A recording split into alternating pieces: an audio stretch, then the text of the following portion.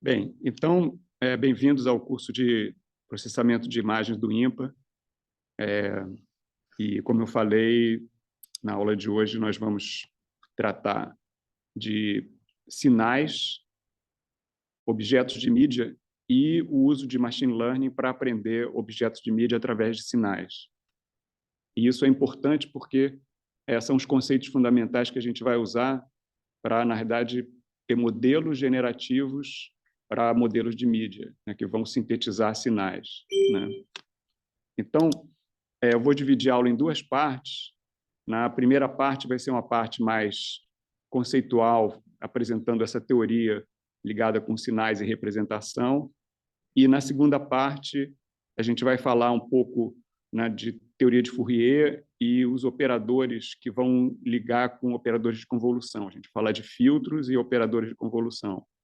Então, nessa primeira parte, a gente vai falar de sinais e mostrar como os sinais aparecem nas mídias, nas diversas mídias, e como a gente pode representar esses sinais de uma maneira efetiva para depois usar isso numa rede neural, né?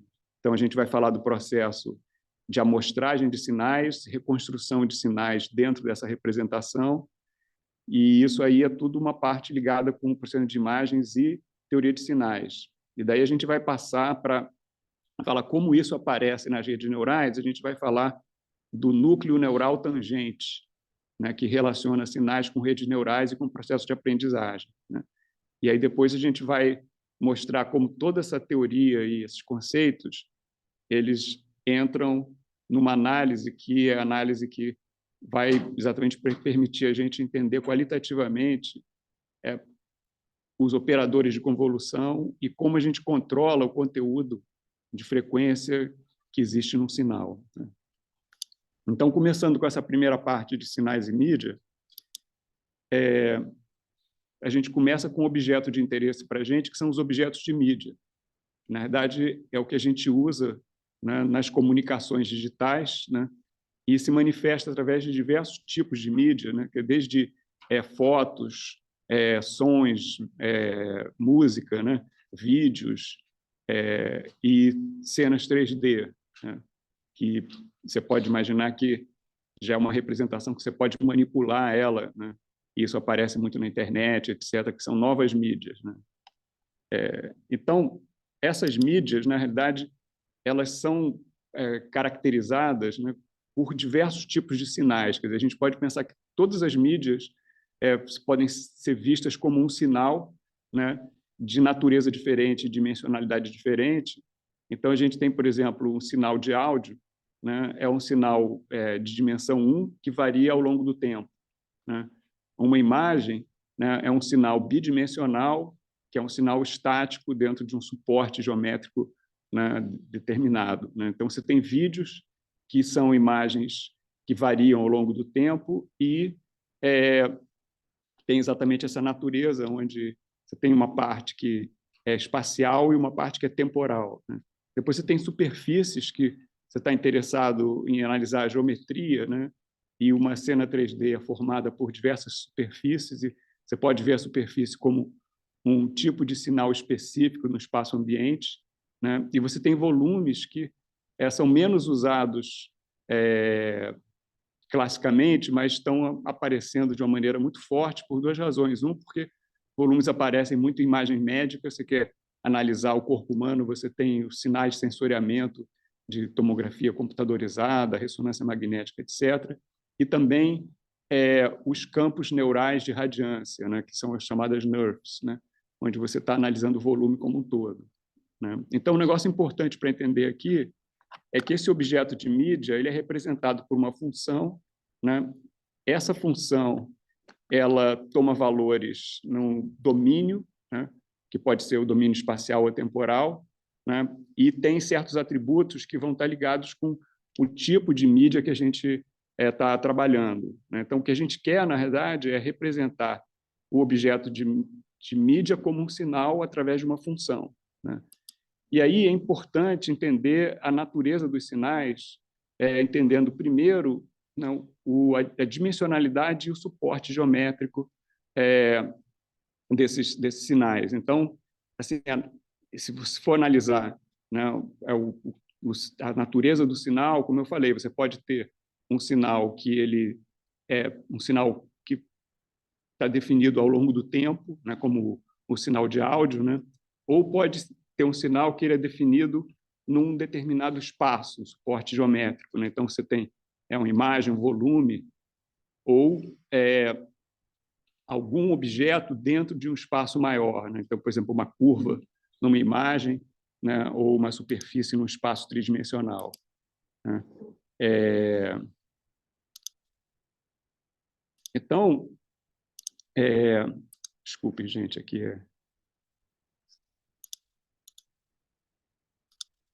precisava de um assistente aqui para me ajudar a controlar a sala de espera. Então, voltando aqui que eu estava falando, assim, você tem os sinais de áudio e sinal de imagem, volume, curvas e superfícies, né, que são, no primeiro caso, são sinais espaciais, no primeiro caso são sinais temporais, e no segundo são sinais espaciais, e esses sinais têm um domínio homogêneo, né? Mas você tem um caso que é bastante interessante, onde você tem um sinal que ele está se manifestando no espaço-produto, né, que no caso, o sinal o domínio espaço-tempo, né? Então, você tem um sinal que é definido num domínio bidimensional espacial, mas que varia ao longo do tempo, como o vídeo, né? Ou você pode ter uma animação, que é uma cena 3D, que tem uma dinâmica e a cena está se modificando ao longo do tempo, né? Então, é muito interessante analisar conjuntamente o sinal nesse domínio conjunto espaço-tempo. Então, um exemplo aqui é o exemplo da animação de uma partícula, né, que no tempo inicial ela está nessa posição T0, no tempo seguinte está na posição T1 e ela tem esse movimento, né? Então, essa partícula vai ter uma trajetória no domínio espacial aqui no plano, né? Então, poderia ser uma animação numa imagem, analisar essa partícula. Mas, se você analisa conjuntamente isso no domínio espaço-tempo, né, essa partícula você pode analisar como uma curva espaço-tempo que vai ser uma elipsoide, por exemplo, né?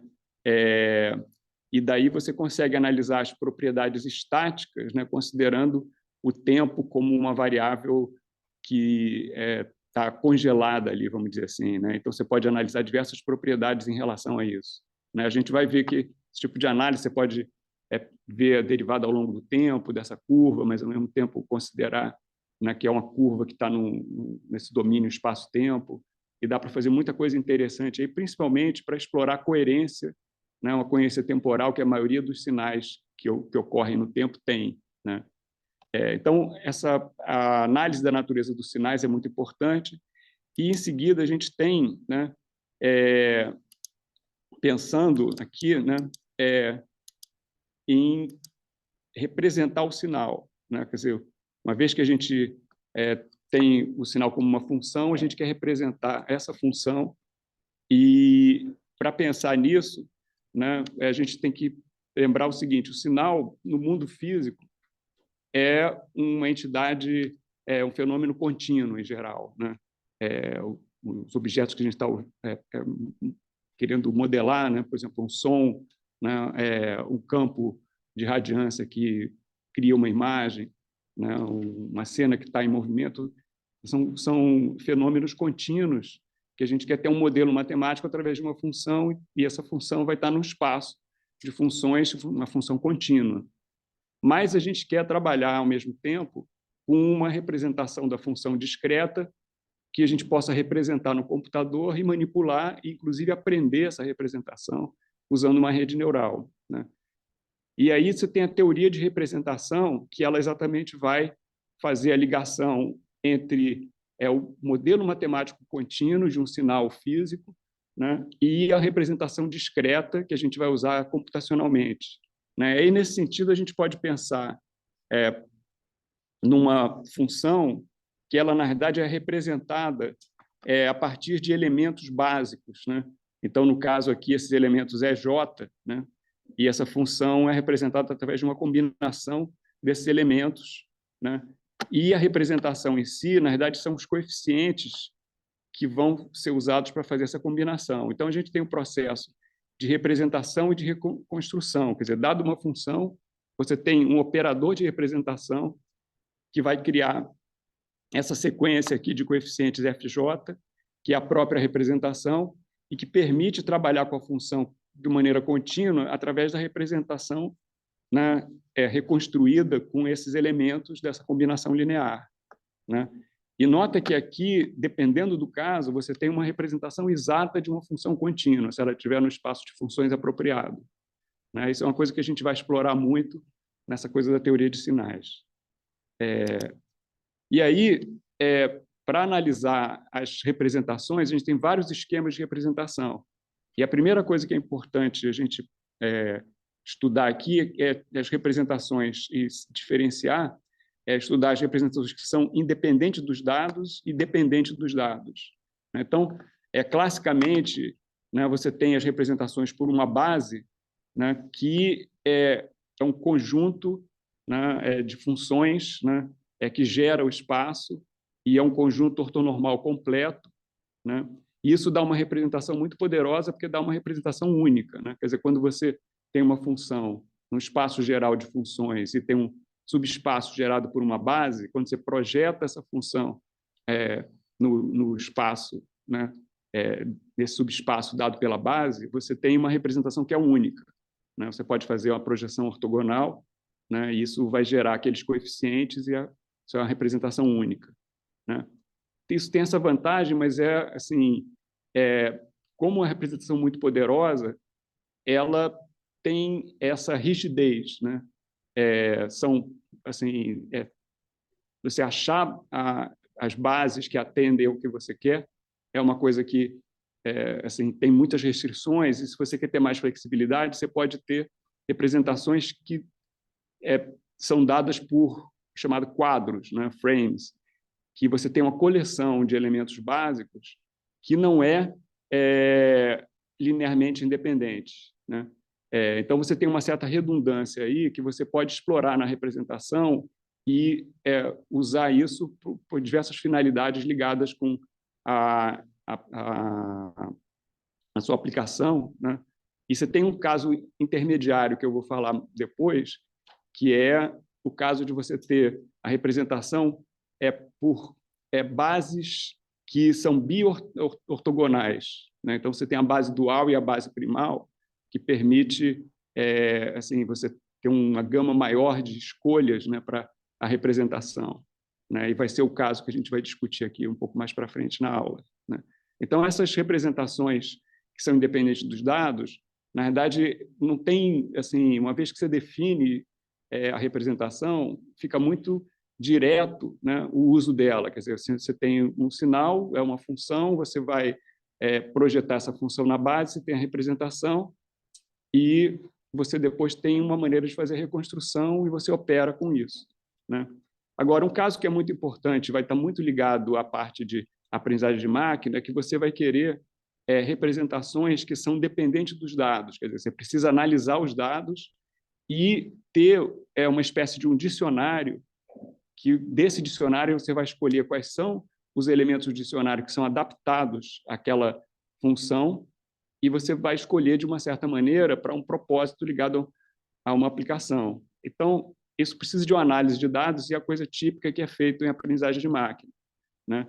E nesse sentido, você define, né, um dicionário que ele é muito grande, né? Então, tem átomos, que são esses elementos básicos, mas é super completo. Assim, ele não só tem redundância, mas como tem maneiras diferentes de você combinar as coisas, né?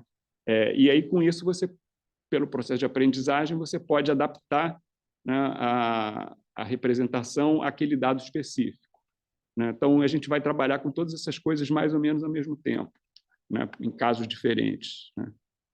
E o que eu vou falar na aula hoje aqui, né? A outra questão importante da gente estudar é não só a natureza do dado, mas quando você tem a representação, né, você vai ter o domínio de representação. E aí, nesse sentido, você tem, na realidade, dois paradigmas que são razoavelmente equivalentes, mas são pontos de vista diferentes, que é essa dualidade espaço ou tempo e frequência, né? E o outro é a dualidade de escala e detalhe, né?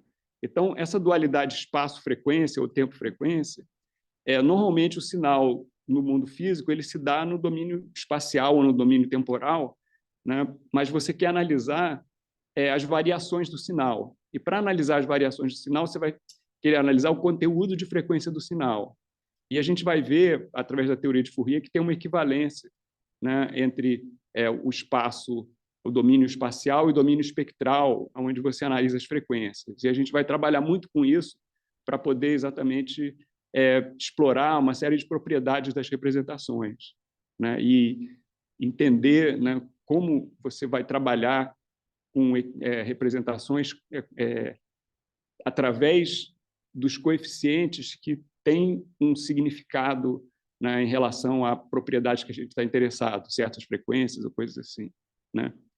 Só que, por outro lado, né, você analisar um sinal usando essa dualidade te dá um entendimento muito bom das frequências, mas é uma coisa global. Quando você pensa em frequência, são sinais que têm, né, variações em algum lugar do domínio, né, e tem aquele conteúdo, mas não está localizado. Então, tem uma questão que é muito importante, que essa localização tempo-frequência, que para você poder lidar com isso, você usa um outro paradigma, que é esse paradigma de níveis de escala, né? Então, você tem um espaço de escala, né? E em cada espaço de escala desse, você tem uma aproximação do sinal. Então, aqui nesse diagrama, você tem o espaço V0, V1, até um Vn, né? E são versões de um sinal, né, com conteúdo de frequência cada vez menor ou cada vez maior, dependendo da direção que você está andando. E isso tem toda uma teoria, que é a teoria de espaço de escala, né, que você, você pode pegar um sinal e imaginar que, se você for suavizando o sinal, ele vai perdendo detalhe, né? E aí, nesse sentido, você entende as variações locais do sinal na medida que você vai ter, né, os detalhes que são adicionados a cada nível de aproximação, né, para chegar no nível mais fino de aproximação. E isso é uma coisa muito importante, porque está ligado com propriedades computacionais, né? E a gente vai ver que as redes que a gente trabalha, elas fazem essa filtragem por escala, né?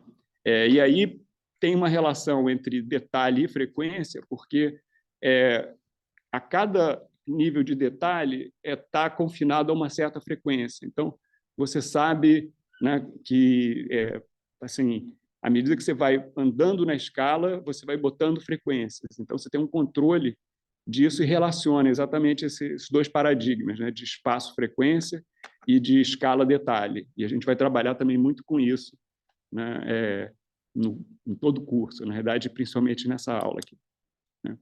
Bom, aí tem a questão de como você vai construir a representação, né? Então, eu disse que você tem um operador de representação que vai criar essa representação. E aí a gente pode pensar, no sentido genérico, que esse operador de representação ele está criando uma versão discreta que é um processo de amostragem. E, no caso clássico de teoria de sinais, é realmente uma amostragem, né? E a gente vai ver como isso se encaixa dentro dessa teoria de representação. Então, nesse sentido, as técnicas de amostragem, a gente tem dois tipos de técnicas de amostragem básicas, né? Você tem a amostragem clássica de processamento de sinais, onde você faz um contexto de amostragem regular, né? Eu vou explicar isso com mais detalhe daqui para frente. E você tem a amostragem que está ligada com o processamento de sinais probabilístico, né? Que você tem uma amostragem irregular e tem uma certa adaptação também. Então, isso está um pouco também na mesma linha daquela questão que a gente estava vendo, né, de bases, né, e dicionários, né, e como que você está lidando com os elementos, né, da representação do sinal, né? Então, a amostragem regular, essencialmente, é a teoria de sinais clássica, né? E ela implica numa amostragem uniforme e toda a teoria de representação ela está descrita pelo teorema de Shannon, né, que é o teorema de amostragem de reconstrução de Shannon. Então, o que é isso? Quer dizer, a ideia é o seguinte: para a amostragem regular, você tem, né, uma grade de amostragem que é discreta, que exatamente são esses pontos amostrais aqui, igualmente espaçados, né, o espaço entre eles é regular, né, então vai dar uma amostragem uniforme, e nesses pontos amostrais você vai avaliar o seu sinal, avaliar a sua função. Então, isso é um processo de amostragem, e o que a gente gostaria de reconstruir a função através de combinações lineares dessas amostras. Então, o que a gente precisa? A gente precisa de uma base de interpolação que vai interpolar de maneira contínua a função entre essas amostras, né? E exatamente, né, o teorema de amostragem de Shannon, ele diz o seguinte: se você tem uma função que é de banda limitada, ou seja, a transformada de Fourier dele é zero para um intervalo, fora de um certo intervalo aqui, K, né? Então eu consigo escolher uma grade de amostragem, né, apropriada, que se eu pegar essas amostras, eu consigo reconstruir exatamente a função, né, usando a função sinc, né, como elemento de uma base de interpolação, né, a combinação linear das amostras através da função sinc. E isso, em termos de teoria de representação, que eu falei, é uma base biortonormal, né? Você tem a base primal aqui, que é a função delta de Dirac, que consiste em avaliar a função, né, nos pontos amostrais, né? E você tem a base de interpolação, que é a base dual, que é a função sinc, né? Então, isso aí está no cerne, né, da teoria de representação clássica, e a gente vai ligar isso com a teoria de Fourier, né? Agora, já a amostragem regular é bem diferente, porque a gente tem a amostragem estocástica, e a gente vai usar uma reconstrução que faz o mesmo que uma amostragem por uma base da amostragem clássica, mas tem um conteúdo probabilístico, e o controle de frequências ele vai funcionar de um jeito diferente através de filtragem, né? Então, a ideia é o seguinte: você tem uma grade de amostragem que ela é estocástica, assim, é irregular, quer dizer, os pontos aqui eles não estão espaçados igualmente. Mas a gente não quer também que a estrutura dessa amostragem seja qualquer, totalmente randômica. A gente quer que ela seja uniforme, mas irregular.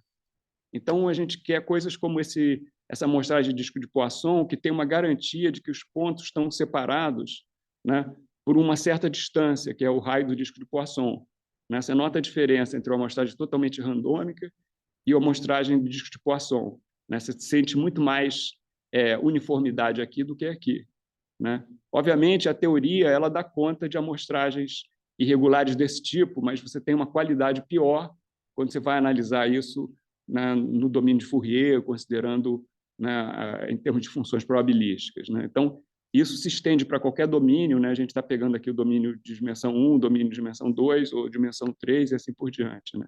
E calcular essas distribuições é um negócio bastante importante, bastante delicado, né? É usado muito em computação gráfica e também em aprendizagem de máquina.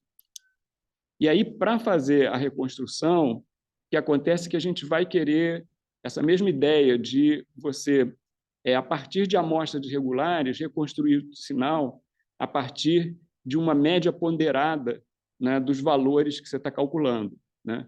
E aí esse teorema aqui, que eu não vou entrar em muitos detalhes, ele é o equivalente do teorema de Shannon, só que o que ele diz aqui é o seguinte, que você consegue encontrar uma grade de amostragem estocástica que está associado com um espaço de funções que se está pensando que são ligados com um processo, né, estocástico que é invariante por translação, né? E você tem um gerador desse espaço, né?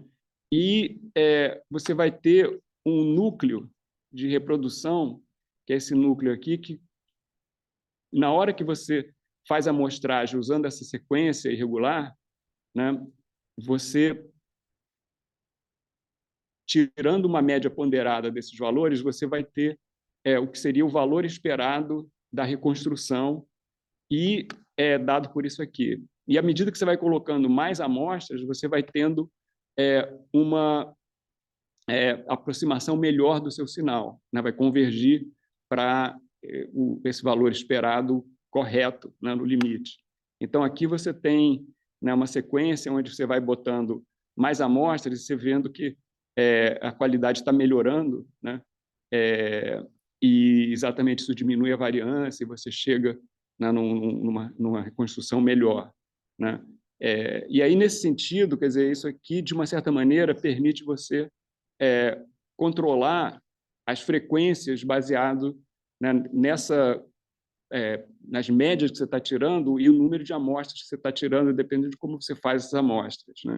E dá para analisar isso tudo no domínio de frequência. Eu não vou entrar em muito detalhe aqui, mas tem uma porção de implicações em como você lida com questões de reconstrução, se você está no contexto de amostragem regular ou irregular, que eu não vou discutir aqui no momento, mas talvez mais para frente a gente vai falar isso no curso, né? Então, ligando exatamente com isso que eu falei, quer dizer, você tem que ter a amostragem como representação, mas você tem que controlar, né, o conteúdo de frequência de maneira que você consiga reconstruir o sinal sem ter nenhum artefato. Em geral, alguns artefatos que aparecem quando você faz a amostragem errada são chamados de aliasing. Aliasing é o processo, né, de algumas frequências se manifestarem como outras, né, como alias, né? E quando isso é feito da maneira correta, você tem ou a reconstrução exata, né, ou uma reconstrução aproximada com controle, né, por filtragem, né? Então, é importante entender como a reconstrução liga com a amostragem. Então, essencialmente, tem dois métodos de reconstrução que estão ligados exatamente com a amostragem regular e irregular. A primeira é a reconstrução usando bases ou quadros, né? E a segunda é a reconstrução por regressão de núcleo, né? Então, respectivamente, cada um desses métodos que eu falei de amostragem antes, né? Regular e irregular. Então, a reconstrução por base, essencialmente, a gente está supondo que você tem um conjunto que é ortonormal ou biortonormal, né? Então, você tem as bases, né? A base ou a base primal e dual, né? E você o que vai fazer é representar, né, usando, né, os coeficientes de representação com os elementos da base, né? E a representação em si é exatamente você projetar na base, que nesse caso, quer dizer, no espaço de funções, fazendo a projeção ortogonal, é o produto interno da função com cada elemento da base, né? E no caso que a gente falou do teorema de Shannon, né, você tem uma base biortonormal, né, que a base primal é a delta de Dirac, então consiste em fazer a amostragem pontual, né, e essencialmente é só avaliar a função, né? Então, essa reconstrução por base ela é perfeita para a teoria clássica de amostragem regular, né? Agora, a gente tem a reconstrução por regressão de núcleo, que a ideia é parecida, mas a ideia assim, você está querendo, né, fazer um ajuste de uma função contínua a partir de um conjunto de amostra dos dados, né, que, em geral, vão ser irregulares. E aí a ideia é que você vai ter essas funções de núcleo, né, um conjunto de funções de núcleo, né, que cada uma delas vai estar centrada no ponto que você está mostrando, né, que é como se fosse uma avaliação ali, né, e você quer calcular qual é o peso relativo com isso, que seria como se fosse aquela projeção. Mas isso é uma representação que é dependente do dado, e aí você vai colocar, para calcular esses coeficientes, né, que são esses pesos, fazendo a otimização de reconstrução para fazer o ajuste da função que melhor aproxima, né, a função real no sentido de mínimos quadrados, né? Então, você quer estimar uma função, né, usando esses núcleos aqui, né, avaliados, né, nesses pontos, né, que são os pontos amostrais, e você tem um problema de otimização que você vai calcular esses pesos de maneira que você vai ter a melhor aproximação dado aquele conjunto, né? Então, esse esquema de regressão de núcleo ele está muito ligado exatamente com a amostragem regular, né, que a gente falou antes, né, e com esse controle todo que a gente pode ter, né. E aí, então, agora eu falei, dei um resumo muito grande, né, dessa parte de teoria de sinais e representação, né, sem falar, né, eu mencionei que poderia ser usado com redes neurais, mas sem falar diretamente de redes neurais. Agora, aqui eu queria ligar isso com redes neurais, falando, né, do núcleo tangente neural e do mapeamento de features de Fourier, né? E aí a questão é o seguinte, pode ser mostrado que, dentro de certas condições, né, uma rede neural totalmente conectada, o que ela está fazendo, ela é uma regressão de núcleo, como a gente viu nessa última parte, né? Em particular, né, essas redes neurais que têm como função de ativação não linear a ReLU, né, a Multilayer Perceptron, né, o que ela faz é como se esse núcleo da rede fosse um produto interno, né, que vai exatamente fazer aquele processo que a gente viu da regressão de núcleo, né? E aí, analisando isso mais a fundo, você vê que esse núcleo tangente neural ele é estacionário, né? E o resultado da rede, assim, é uma função que, de uma certa maneira, ela está criando aquela representação através de uma convolução, né? Porque você pega os pontos que foram amostrados como entrada da rede, né? E no treinamento você vai calcular exatamente aqueles pesos, né? E é como se fosse cada neurônio ali vai estar ligado com esse ponto amostral e a rede como um todo ela vai fazer essa regressão de núcleo, né? Que vai estar por trás da... E aí entra uma coisa sutil que eu não vou entrar em muito detalhe aqui, mas você tem como definir, né, qual é a maneira que a rede está fazendo essa reconstrução, né, controlando a frequência, né, de como você injeta as coisas na rede, que é a próxima coisa que eu vou falar aqui, que é o seguinte, se você pega só os dados e os pontos amostrais e coloca numa rede, né, como eu falei, a teoria de aprendizagem de máquina mostra que você treinar a rede com gradiente descendente é equivalente a você fazer uma regressão de núcleo. Só que, quando você coloca só os dados diretamente, né, esse núcleo tangente neural ele favorece as frequências mais baixas, é o que chama de frequency bias, né? Ela vai aprender primeiro as frequências mais baixas do sinal e vai demorar muito, às vezes não consegue aprender as frequências mais altas, né? E aí, para controlar isso, você pode exatamente trabalhar no domínio de Fourier, né?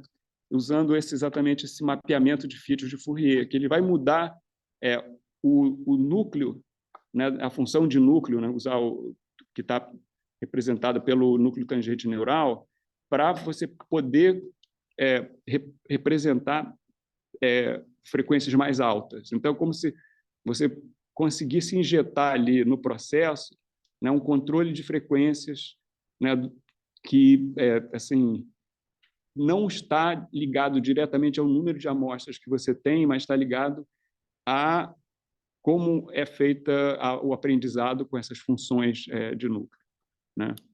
E aí o Fourier Fiat Mapping essencialmente é você pegar as coordenadas dos pontos amostrais de entrada da rede, né? Aqui eu estou falando de uma rede de coordenadas, né, que você tem uma coordenada e um valor, né? E você quer fazer regressão. E aí, para fazer isso, você vai otimizar, né, para a rede poder reconstruir aquela função, né? Então, nesse sentido clássico, você está trabalhando com uma regressão no domínio espacial, né? Mas você pode fazer essa projeção que você, antes de entrar com os dados na coordenada aqui na rede, você coloca uma transformada nas coordenadas que vai projetar os dados para o domínio de Fourier. E aí você entra com esses dados transformados numa rede ReLU ou numa outra rede apropriada, que pode, inclusive, estar toda no domínio espectral, e daí você tem um controle de frequências muito bom e aprende essas frequências altas, né? Então, essencialmente, o que você vai fazer é essa transformação das coordenadas de entrada. E é uma coisa bastante simples, né? Quer dizer, tem a teoria que explica como usar isso e como controlar as frequências, né? Que, essencialmente, você tem os dados no domínio espacial e você vai projetar no domínio espectral, e, normalmente, o que você faz aqui, você escolhe como você vai fazer essa projeção. E, dependendo do contexto em aprendizagem de máquinas, você tem nomes diferentes. Você tem, no caso, né, de transformers, né? Você chama isso de positional encoding, né? No caso de redes de coordenadas, né, para sinais, é chamado de Fourier Field Mapping, e tem redes que já são a rede inteira no domínio espectral, que são as sirens, né? Que tem funções de ativação periódicas, né? Mas, essencialmente, o que você faz é fazer essa projeção, né? E, de alguma maneira, você vai escolher o conjunto de elementos aqui da base de Fourier que você vai projetar, né? E isso vai te dizer qual é o controle de frequência que você vai ter, né? E você tem um processo aqui que tem um controle estocástico aqui, né? Normalmente você escolhe isso, né? No caso, por exemplo, do Fourier Field Mapping, né? Usando uma distribuição normal, né? Ou poderia ter um outro critério, né? Probabilístico de escolher os elementos desse mapeamento, né? Bem, então agora, para falar nessa segunda parte da aula, né? Eu queria agora falar da teoria de Fourier e dos filtros clássicos que vão estar ligados com os operadores de convolução, né? Então, assim, começando, né, com a base, né, de filtragem para sinais, né? Você pode definir o filtro como um operador unário, né? E, inicialmente, você pode até imaginar que o filtro é uma caixa preta, né? Quer dizer, que você tem um sinal que é uma função, você vai transformar esse sinal por esse filtro e vai transformar ele numa outra função. Então, assim, se você olha como uma caixa preta, a única maneira que você tem de saber o que o filtro está fazendo, né, é olhar para a entrada e olhar para a saída e ver qual é a diferença, né? Mas o que a gente quer é entender os filtros de uma maneira mais assim, baseada em princípios matemáticos, né? E a gente vai pensar em características desse filtro para saber como é que ele age nos sinais, né? E aí a gente vai aqui focar num tipo muito especial de filtro, que são os filtros que são lineares e espacialmente invariantes, né? Então, a primeira coisa, eles usam, né, esses filtros como base, né? Eles têm aquelas coisas que eu falei quando eu falei, né, de Geometric Deep Learning, né? Eles são invariantes por translação, né? Quer dizer, então significa, sendo invariante por translação, que ele age, né, uniformemente sobre todo o domínio. Quer dizer, a ação do filtro num determinado ponto, né, não depende daquele ponto, depende só do que é o filtro, né? E aí, quando se coloca a restrição de que é um filtro linear, né, aí isso aí torna ele mais importante, porque ele, de uma certa maneira, esses filtros lineares espacialmente invariantes, eles, no caso prático, eles vão modelar processos físicos. Então, você imagina uma câmera ou um outro tipo de sensor, né? Dá para ver que os sensores de uma câmera, né, são o modelo matemático deles são filtros lineares espacialmente invariantes. E a gente vai ver a relação que os filtros lineares espacialmente invariantes têm com a teoria de Fourier, né? E você conseguir exatamente analisar sinais no domínio espacial e domínio de frequência, né? Então, a relação é essa, que, na realidade, um filtro que é linear espacialmente invariante, ele é dado por um produto de convolução, né? E aí a questão é que, inclusive, isso liga com isso que eu estava falando de núcleo, etc., né? É que o produto de convolução é o integral, que você tem um núcleo aqui, né? que você vai fazer a convolução de um sinal, que é essa função f, com esse filtro, né, com esse núcleo de convolução, através dessa integral, né? E esse núcleo do filtro, né, é chamado de resposta ao impulso unitário, né? E aí liga exatamente com o que a gente estava falando, de pontos amostrais, etc. Só que aqui no domínio contínuo, você fazendo a convolução de maneira contínua e fazendo essa transformação, né? E aí, como que a gente liga isso com a teoria de Fourier e com o domínio de frequência? A questão é que, primeiro, a gente quer provar que essa proposição é verdadeira, né? Então, para fazer essa prova, basta simplesmente substituir a definição, né, do núcleo como resposta ao impulso unitário, né, que aqui tem uma delta de Dirac, né, no que seria a integral, né, e mostrar que isso aqui chega ao produto de convolução. E aí, usando as propriedades de linearidade e invariância por translação, né, do filtro, né, que caracteriza essa transformação, né, que é linear e espacialmente invariante, a gente chega exatamente no produto de convolução, né, um negócio imediato, né? E aí a consequência disso é que esse operador, né, esse filtro, ele é completamente determinado, né, por esse núcleo, que é a resposta ao impulso, né? E a gente consegue estudar ele, né, exatamente estudando essa função, né? E para levar isso, né, para o domínio de frequência, através da transformada de Fourier, o que a gente imagina é o seguinte: a gente vai ver que a transformada de Fourier diagonaliza o operador, né, linear espacialmente invariante, né? Quer dizer, essencialmente, você vai ter, né, na hora que você aplica a transformada de Fourier, você tem uma base que você vai caracterizar o filtro, né, como uma combinação daqueles elementos da base. Então, para mostrar isso, o que você faz é aplicar o filtro na base.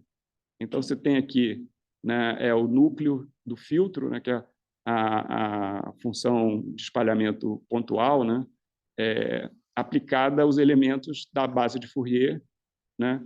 E aí, usando o produto de convolução, e aí, quando você faz isso, aqui você separa, né, a translação aqui da convolução, né, em duas exponenciais complexas, uma que está dentro da integral e a outra que está fora da integral, porque essa aqui depende do U e essa aqui não depende, né? E aí nota que essa integral aqui, na realidade, é a transformada de Fourier do núcleo, né? Então, isso mostra que a gente diagonalizou a transformação, porque, essencialmente, na hora que você faz isso, está fazendo, né, uma análise de autovalores, autovetores, né? Os autovetores são os elementos da base de Fourier e os autovalores é a transformada de Fourier do núcleo, né? E essa transformada de Fourier do núcleo é chamada de função de transferência, e tem uma intuição muito clara disso, é que, essencialmente, são quais frequências que esse filtro está deixando passar e quais ele está atenuando, né, dependendo do valor aqui, né, da transformada de Fourier do núcleo, né? Então, você pode caracterizar o filtro exatamente através dessas duas funções, né, a função de resposta ao impulso e a função de transferência. Então, a função de resposta ao impulso vai mostrar como, né, o filtro está atuando localmente, ali no domínio espacial ou no domínio temporal. E a função de transferência vai mostrar, né, que frequências são atenuadas, né, pela ação do filtro, e tem exatamente esse controle de frequência na representação, né? E aí, com essa caracterização, a gente consegue estudar os filtros, né, esses filtros que são lineares espacialmente invariantes dados por convolução, né, qualitativamente, né? Então, a gente pode separar os filtros, né, em três grandes classes, né? Os filtros passa-baixa, os filtros passa-alta e os filtros passa-banda. Então, assim, essencialmente o que acontece é que O filtro passa-baixa, ele vai deixar passar as frequências baixas e vai cortar as frequências altas, né? O filtro passa-alta é exatamente ao contrário, ele vai cortar as frequências baixas e deixar passar frequências altas. Então, de uma certa maneira, eles são complementares. E o filtro passa-banda, ele deixa passar certas frequências correspondentes a uma banda específica. Então, nota que, se você combinar o filtro passa-baixa com o filtro passa-alta, você tem um filtro passa-banda, né?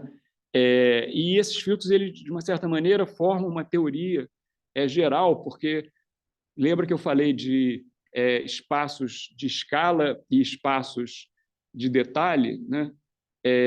Então, o que acontece? Se você tem um sinal e você aplica o filtro passa-baixa, você está criando um espaço de aproximação, né, numa certa escala, né? Você tendo dois espaços de aproximação, você vai ter uma banda de frequência aqui, né, que vai estar ligado com os detalhes daquele espaço, né? Então, isso aí é o que está por trás da toda a parte, né, de teoria clássica de sinais, né? Wavelets, compressão, etc., né? E aí, assim, é muito importante estudar esses espaços, né? Espaço de escala, espaço de detalhe, né? E, no caso, né, os espaços de escala clássicos, eles são gerados por essa base que é a função gaussiana, né, ela dá a representação de um espaço de escala linear, porque ele mexe com as frequências de uma maneira linear ali em termos das escalas, né? E, além disso, tem outro detalhe importante, né? É que a função gaussiana, eu falei um pouco de localização conjunta, né? Tempo-frequência ou espaço-frequência, né? Que é uma coisa que é desejável, né? Isso a gente estuda isso em wavelets, etc., né? A função gaussiana é a função que tem a melhor localização conjunta no tempo e na frequência, né?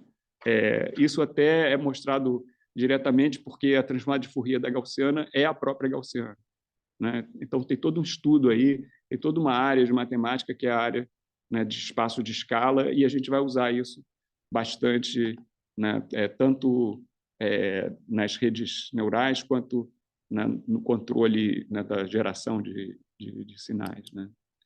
E nota o seguinte, exatamente o filtro passa-baixa, que ele vai fazer é suavizar o sinal, né? Por outro lado, também dá para ver que esse processo de filtragem usando a gaussiana, ele suaviza, né? Então, ele está ligado com equações diferenciais e com a equação de difusão, né? E quando você vê o espaço de escala contínua, você pode imaginar que, exatamente, você tem um processo que é como se fosse uma equação do calor que está atuando ali, suavizando e mudando a escala continuamente, né? Tem muita teoria, por isso eu estou só resumindo, né? Mas aqui, nesse exemplo, dá para mostrar, né, a função gaussiana 2D aqui, e é uma imagem com uma porção de detalhes aqui, né, no olho da moça, aqui essa textura, que quando você aplica uma gaussiana com uma certa variância, ela vai borrando a imagem, né, suavizando, né? E aí gera uma aproximação com menos frequências desse sinal aqui, né, dessa imagem.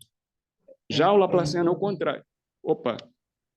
Perdão, você pode voltar nessa imagem, por gentileza? Eu posso afirmar que eu estou reduzindo a dimensão da imagem, porque eu estou reduzindo frequências do sinal, mas eu não sei se dimensão da imagem tem esse conceito. Não, não tem. Deixa eu falar isso no final, porque eu não queria interromper aqui a sequência, tá? Quando eu parar a Perfeito, gravação, a gente fala mais isso. perfeito. Em geral, eu vou pedir para vocês, a não ser que seja urgente, não me interromperem, tá? Para não quebrar a sequência. Bom, então, continuando, eu queria agora pegar o que seria, né, o outro lado da coisa, né, que são os filtros passa-baixas, né? A gente falou dos filtros passa-baixa, a gente agora vai falar dos filtros passa-alta, né? E o filtro passa-alta clássico, né, é o filtro laplaciano, que equivale a você pegar aqui, no caso, o gradiente, né, a segunda derivada aqui, né, do sinal, né, e essencialmente você está detectando, né, variações, altas variações do sinal, né? Então, ele essencialmente detecta, né, essas variações e, por exemplo, no caso de uma imagem, ele vai estar detectando arestas, né? E, como eu falei, na hora que você junta o filtro passa-alta com o filtro passa-baixa, você vai chegar a analisar detalhes e chega nas wavelets. Então, aqui a gente tem essa dualidade, né, que os filtros passa-baixa estão ligados com o espaço de escala, né? E se você juntar os filtros passa-baixa com os filtros passa-alta, você tem as wavelets, né? Aqui fica bem claro isso, quer dizer, você tem aqui, né, o que seria o operador laplaciano, e tem aquela mesma imagem, você nota que, na hora que você aplica o filtro, ele está detectando exatamente os detalhes, essas altas frequências, né? Só que, como você está pegando a derivada e você tem, né, valores positivos e negativos, né, é interessante você representar aqui, né, de maneira que o cinza é zero, né, tons claros são tons negativos e tons mais escuros são tons positivos, né? Então, a razão é porque isso aqui é uma coisa numérica, não é uma imagem para ser vista, né? Bom, e aí, só para fechar aqui, quer dizer, a gente falou durante a aula toda, né, de operadores, né, ligados com funções contínuas, né, e representações discretas, e você tem uma dualidade, porque você pode imaginar que você pode operar, né, no espaço da representação contínua ou no espaço da representação discreta, né? E aí,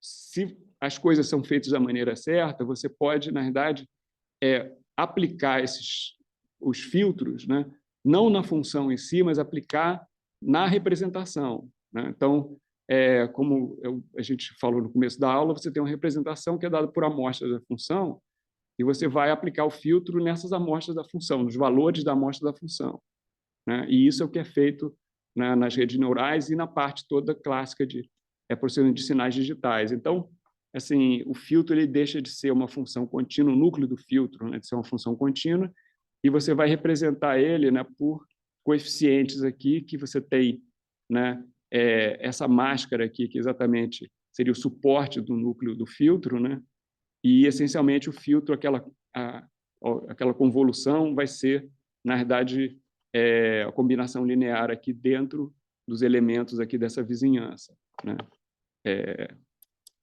E aí, a convolução discreta, essencialmente, é isso. Você vai pegar essa máscara, o filtro, posicionar em cada ponto onde você vai avaliar a convolução discreta e fazer, né, esse somatório aqui, vai ter um valor e vai fazendo isso, né? E, essencialmente, as redes de convolução fazem isso, né? Então, na rede de convolução que a gente vai começar a estudar na próxima aula, né, o que a gente vai ver é que você tem uma imagem, né, que começa com os valores da imagem, que são os pontos amostrais, né, e os dados, né, o valor de cada ponto, em cada ponto dessa amostragem regular, né, e você quer aprender os pesos desses filtros, né?